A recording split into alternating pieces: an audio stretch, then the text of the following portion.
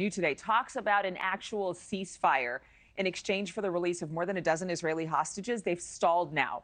Egyptian officials say initially Hamas agreed to release as many as 15 hostages, which includes Americans.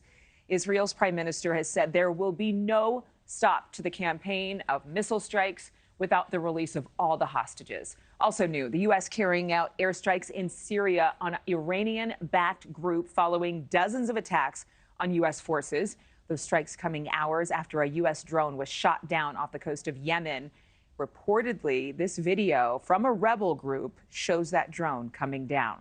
Tom Dempsey will have more on those strikes in just a moment. We start with Robert Sherman, who is following all of this from Israel for us. Robert, good morning. Good morning to you, Adrienne. And as we've seen the IDF fighting taking place deeper and deeper in the Gaza Strip, closer to the heart of Gaza City, we're seeing engineers on the front line trying to knock some of those Hamas tunnels out. So far, they said they've taken out about 130 tunnel entrances. And some of the things they're finding in those tunnels, oxygen and water systems, which leads the IDF to believe that Hamas's long-term plan was to hole up in those tunnels amid this ongoing invasion. The IDF says so far they feel good about where the operation stands, but they're prepared to be in this thing for the long haul. We have not seen any civilians here, only Hamas. We've seen them above ground, underground, coming from the underground. We see them lots of places. We've lost some soldiers. We had a few losses, but we're going forward. We're doing our job. We're doing it quite good, and we're here until it ends.